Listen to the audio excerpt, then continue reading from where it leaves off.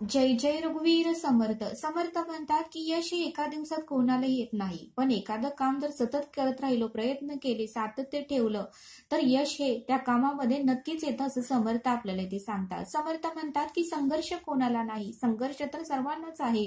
समर्थ म्हणतात की पशु पक्ष्यांना संघर्ष आहे, जंगलातील प्राण्यांना संघर्ष आहे आणि आणि सर्व काही जे काही मानव या धर्तीवर जन्म घेतलं त्या प्रत्येकाला संघर्ष आहे. आणि म्हणूनच समर्थ रामदास स्वामींनी श्लोक लिहिला आहे, जगी सर्व सुखी असा कोण आहे, विचारे मना तूच शोधून पाहे. बघा म्हणले समर्थ, म्हणजे त्या काळी समर्थ रामदासांनी तो श्लोक लिहून ठेवलेला आहे.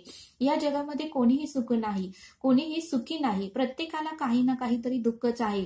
बघा म्हणले समर्थ, ज्यावेळेस सकाळ होती त्यावेळेस पशुपक्ष्यांनाही त्यांच्या घरट्यामध्ये जाऊन कोणीही त्यांना अन्न देत नाही. त्या पशुपक्ष्यांना सुद्धा घरटं सोडावं लागतं, इकडे तिकडे फिरावं लागतं, रानात जावं लागतं, एखाद्या फळांचं झाड शोधावं लागतं आणि मग त्यांना ते फळाचं झाड सापडल्यानंतर त्यांना ते खायला मिळतं. आणि मग पाण्यासाठी त्यांना इतरत्र शोध घ्यावा लागतो, तलाव कुठे आहे, नदी कुठे आहे, कुठे पाणी आहे का. बघा म्हणले समर्थ, म्हणजे त्यांना सुद्धा सुखी जीवन नाही, त्यांना सुद्धा संघर्ष आहे, त्यांना सुद्धा त्रास आहे.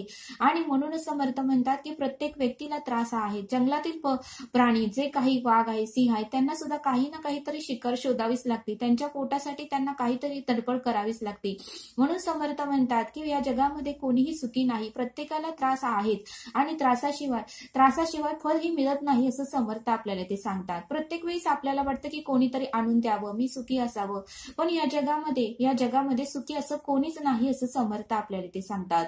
समर्थ म्हणतात की आज तूप खाल्लं की उद्या रूप येत नाही, आज तूप खाल्लं की उद्या लगेचच रूप येत नाही, असं समर्थ आपल्याला ते सांगतात. किंवा आज आपण एखादं आंब्याची बी पेरला किंवा कुठल्याही फळाच्या झाडाचं बी पेरला किंवा शेतीमध्ये ज्वारी पेरली, गहू पेरलं, मका पेरलं, हरभरा पेरलं, तर ते लगेच दुसऱ्या दिवशी पीक येत नाही किंवा शेतकरी ते पीक घेऊन बाजारात दुसऱ्या दिवशी जात नाही. त्या शेतकऱ्याला सुद्धा आधी नांगरणी करावं लागते, मग खत घालावं लागतं, मग पाणी घालावं लागतं, मग बी पेरावं लागतं आणि मग ते हळूहळू करत उगवतं. आणि मग मात्र 6 महिन्यांनी, वर्षांनी जो काही त्या पिकाचा कालावधी असतो ते पूर्ण झाल्यानंतर मग ते पूर्णपणे पीक काढावं लागतं, ते व्यवस्थित निवडावं लागतं आणि मग बाजारात जाऊन ते विकावं लागतं आणि मग त्या शेतकऱ्याला वर्षांनी त्या पिकाचं उत्पन्न मिळतं, असं समर्थ आपल्याला ते सांगतात. आणि म्हणूनच समर्थ म्हणतात की प्रत्येक व्यक्तीचंही तसंच आहे.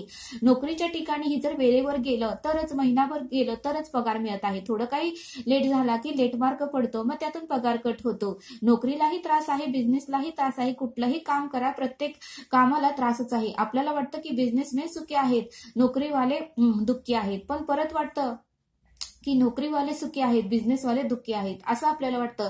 पण समर्थ म्हणतात की प्रत्येक क्षेत्राचा अनुभव घ्या आणि मगच त्यातून निर्णय घ्या. आपल्याला वाटतं हे सुखी आहे, ते सुखी आहे, कोणीही सुखी नाही. आणि जे कोणी मोठ्या पदावर गेली, मोठ्या शिखरावर गेली, आपल्याला वाटतं की ते लगेच गेली, पण ते लगेच गेले नसते, त्यांनीही भरपूर स्ट्रगल केलेलं असतं, रात्रीचा दिवस, दिवसाची रात्र केलेली असते आणि म्हणूनच ते उंच शिखरावर जातात. कोणालाही यश, कीर्ती, प्रताप, महिमा हा लगेच प्राप्त होत नाही, असं समर्थ आपल्याला ते सांगतात. आणि म्हणूनच समर्थ म्हणतात की संघर्ष शिवाय यश कोणालाही मिळत नाही. संत लोकांनीही संघर्ष केलं, छत्रपती शिवाजी महाराजांनी संघर्ष केला, अहिल्याबाई होळकरांनी संघर्ष केला, सावित्रीबाई फुलेंनी संघर्ष केला आणि मगच त्यांना यश, कीर्ती, प्रताप, महिमा प्राप्त झाला, असं समर्थ आपल्याला ते सांगतात. आणि म्हणूनच समर्थ म्हणतात की काहीतरी केल्याशिवाय कोणीही आपला जय जयकार करत नाही. आणि आपलं अस्तित्व निर्माण करण्यासाठी आणि कोणी जर आपल्याला विचारलं की तू काय करतेस, त्यावेळेस ताठ मानेने आपल्याला मी काय करते हे आपल्याला सांगता आलं पाहिजे, की त्यांनी प्रश्न विचारल्यावर आपली मान खाली घालता कामा नये, असं काहीतरी आपल्याला करता आलं पाहिजे, की जेणेकरून मरावे परी कीर्ती रूपे उरावे, असं समर्थ आपल्याला ते सांगतात.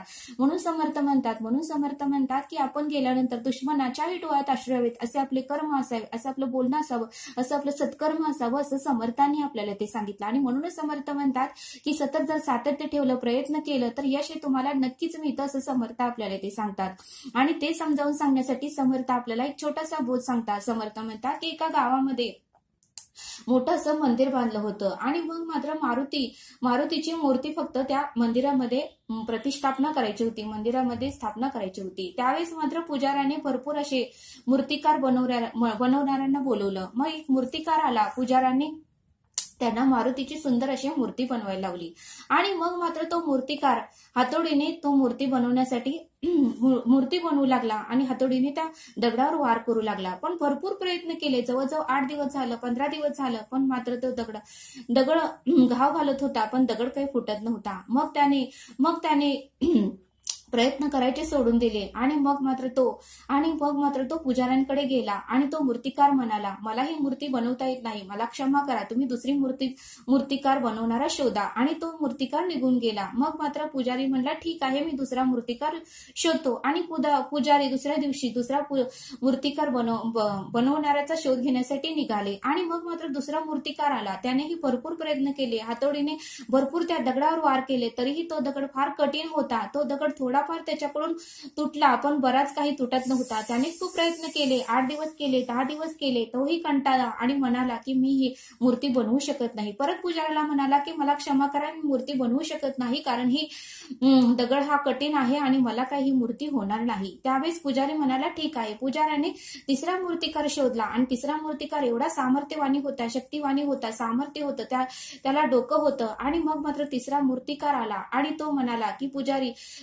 पुजारी काका, तुम्ही काही वाईट वाटून घेऊ नका, मी सुंदर अशी मारुतीची मूर्ती बनवतो की जेणेकरून जे काही दास येतील ते त्या मूर्तीकडे बघतच राहतील.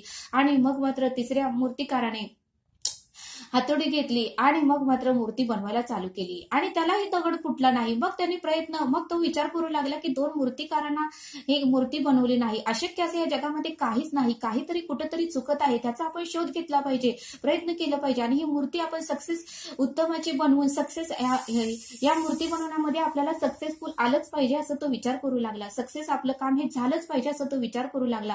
आणि मग तो प्रयत्न 1-2 तास त्याने विचार केले आणि नंतर मग त्याला लक्षात आलं की आपल्या हातोडीला धारच नाही. आणि मग त्याने 2 दिवस त्या हातोडीला धार बनवली, एवढे धार बनवले आणि मग मात्र त्याने 2 दिवसात ती सुंदर अशी मारुतीची मूर्ती तयार करून त्या पुजाऱ्यांसमोर हजर केली. आणि मग मात्र पुजाऱ्याला एवढा आनंद झाला की तो पुजारी म्हणाला, तुम्हाला जेवढे काही या मूर्तीचे मोबदला हवाय, मानधन हवाय, तेवढं मी द्यायला तयार आहे, कारण मी 2 मूर्तिकारांना बनवलं पण त्यांनी उत्तमाची मूर्ती बनवली नाही, पण तुम्ही मात्र उत्तमाची मूर्ती कशी बनवली हे मला तुम्ही सांगा. त्यावेळेस तो तिसरा मूर्तिकार म्हणाला, पुजारी काका, काही अवघड नव्हतं, या दोघांनी प्रयत्न केले नाहीत, फक्त थोडं प्रयत्न केला असतं त्यांनाही यश आलं असतं, त्यांचंही काम हे सक्सेस झालं असतं, पण त्यांनी मात्र प्रयत्न करायचं सोडून दिलं. आणि मी थोडंसंच प्रश्न होता, त्या हातोडीला फक्त धार नव्हती, हातोडी मंद झाली होती, त्यामुळे तो दगड फुटत नव्हता आणि त्यांना वाटत होतं की दगड कठीण आहे. मी काहीही केलं नाही, 2 दिवस फक्त हातोडीला उत्तमाची धार दिली आणि मग मात्र मी उत्तमाची मूर्ती बनवली, काहीही अवघड नव्हतं, 2 दिवसात ही मूर्ती बनवून दाखवली तुम्हाला.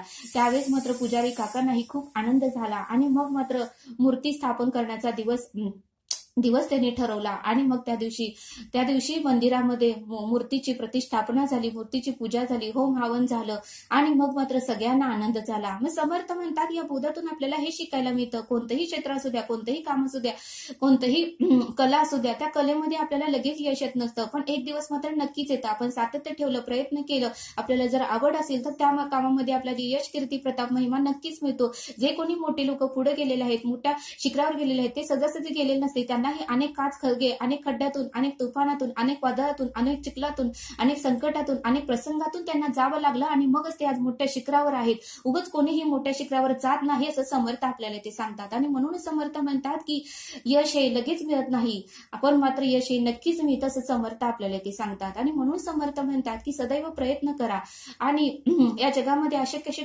कुठलीच गोष्ट नाही. आपण जर सतत प्रयत्न केले, सातत्य ठेवलं आणि जर आपल्याला त्या कामामध्ये आवड असेल तर त्या कामामध्ये आपल्याला यश, कीर्ती, प्रताप नक्कीच मिळते असं समर्थांनी आपल्याला या बोधातून समजावून सांगितलं. तरी हा व्हिडिओ आवडल्यास सबस्क्राईब करा. भेटू या पुढील भागात. धन्यवाद. जय सद्गुरू.